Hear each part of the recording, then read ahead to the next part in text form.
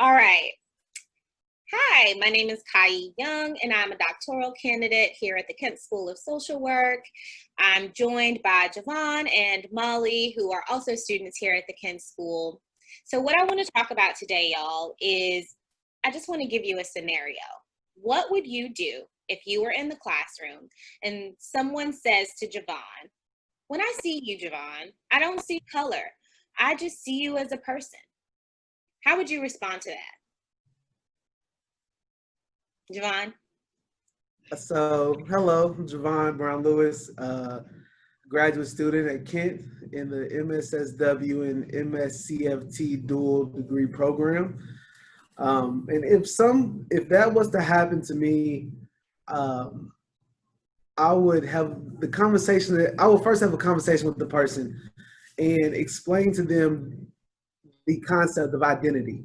And for a Black American, having one's identity stripped from them um, would, has had so many psychological effects over the years. So one thing that, as a Black American, I have really cling to is my idea of Blackness and the fact that I am a Black person. So when someone would tell me they don't see my color, it's almost like they don't see me because my identity is rooted so deeply in the fact that I am Black and I am in America.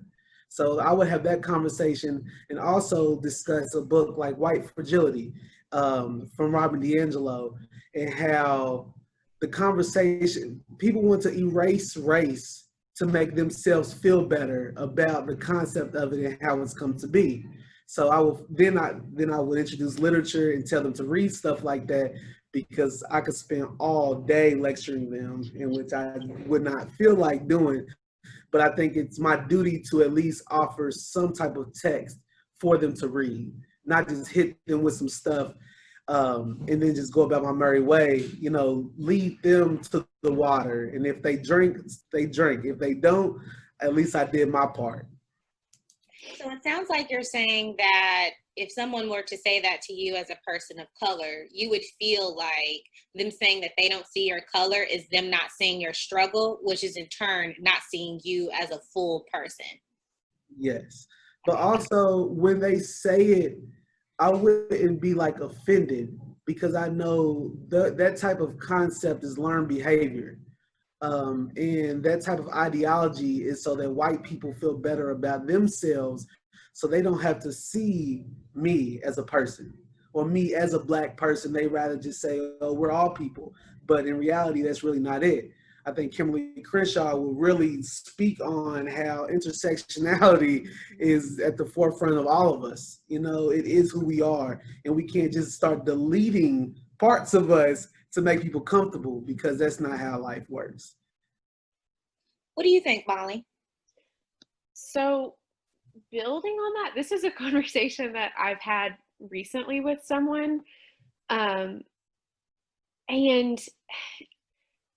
I think when you say, well, I don't see your color, I think it kind of inherently implies that you think color is bad or that you think color shouldn't be there. So maybe bringing up the idea of,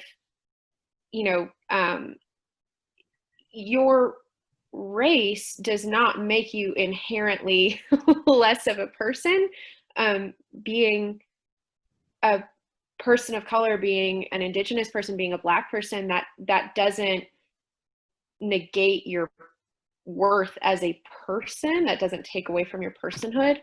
And so I think I would maybe try, just like Javoughn said, when you say, well, I don't see your color, you're saying not just I don't see your struggle, it's also I don't see your beauty. I don't see your additions to like the good things that you contribute. I don't see the specific like cultural nuances that are really, really interesting and really beautiful and really wonderful about each of those different, of in Black communities, in Indigenous communities, in Hispanic Latinx community. Like, you're kind of taking away from the good and the bad. You're taking the struggle and the contribution away, and you're making it out to be something that has to fit your own white narrative. And so, like Javoughn said, I think this is definitely something that white people use to make themselves feel better. Because, you know, Dr. King said, I hope that one day we can judge each other by the content of our character and not by the color of our skin. But clearly we're not there yet, because if you're saying I don't see color, you're admitting that you do see color. You know, you are kind of saying like, oh, I do see that you're Black, but I'm choosing to ignore it. So I think maybe pointing out that does take away from a person's identity, because identity is a lot of things. It's comfort, it's discomfort, it's struggle, it's contribution, it's strength and weakness. It's a lot of things wrapped up into one. And so to say, well, I don't see that, is to take away that a really big part of someone's identity. And so like Javoughn said, I think it would be beneficial to provide them with some kind of resources. Definitely white fragility is a good one. And honestly, I was having this discussion with a couple friends the other night. I know you shouldn't get all of your information from social media, but I think that's a really good jumping off point. So being able to recommend certain social media accounts that I follow that are centered around social justice and uplifting marginalized voices, and saying, you know, these people have some really great places for you to start and start having those conversations, and can give you those resources so that you can have kind of a better understanding of why, while well-intentioned, this isn't a great thing to say to a person. I think that you both made some really interesting points. You both talked about how this sort of statement aids in the comfortability, the ability for white people to feel racially comfortable. I wonder, where do you think that came from? You spoke a little bit, Molly, about how telling that may come a little bit from telling someone that, you know, you see them without race as if race is something bad to have.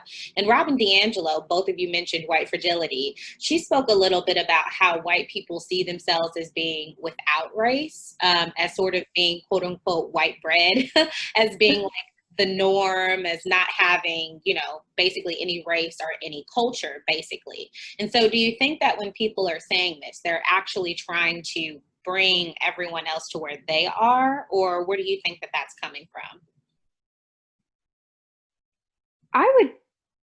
I think because white people tend to be considered like the dominant culture or the majority culture, I think that it probably is a way, when you say that, to try and pull people together and be like, we're not so different, you know.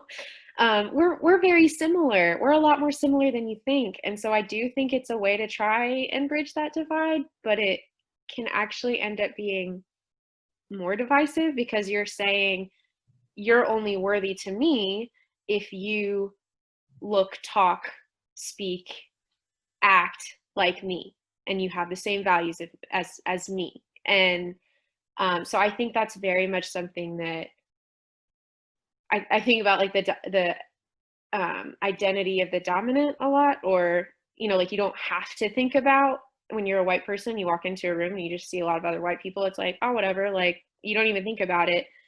And so I think saying, oh, I don't see race, is a really interesting way to try and maybe even whitewash other people who are like Black, Indigenous, people of color, and try and make them, pull them more into that kind of mainstream dialogue and discourse.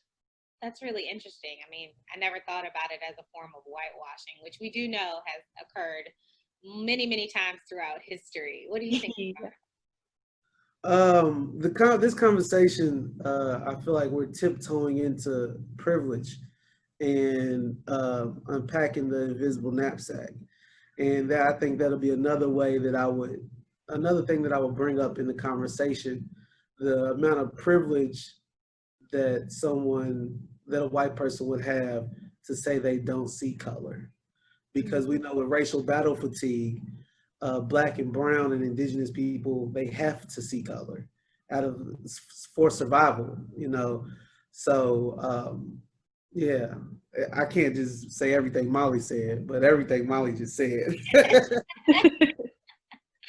Well, I think that we had a really good but brief discussion about this, and I think that you both had absolutely beautiful answers. Are there anything else? Is there anything else that you want to say before we end the call?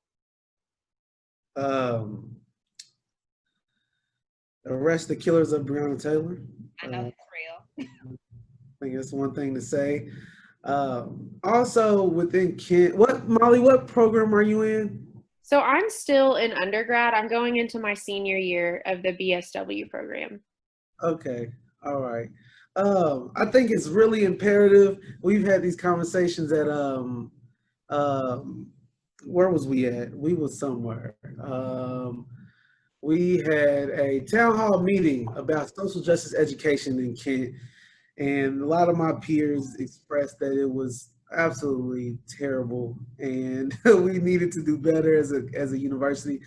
And I don't know if y'all know, but I'm the Kent president. Yay! Yay! I definitely appreciate this for happening. How do you say your name, Miss Young? Kyee. Kyee. Okay, I didn't want to mispronounce it. But doing stuff like this is mad dope. And I think the conversation needs to be had, especially in these trying times. So I appreciate you for doing this. Yeah, dope stuff. And I want to hear more about your dissertation if we ever cross paths. Even Yeah. though we're keeping people locked up, if we ever cross paths, I'm definitely gonna pick your brain about what you got going on. Awesome. Awesome. Well, I'm always a resource for both of you. Whenever you want to reach out, you're more than welcome to. And I think that Dr. Miller and Dr. Winters and everyone that is in the social justice curriculum are more than welcome.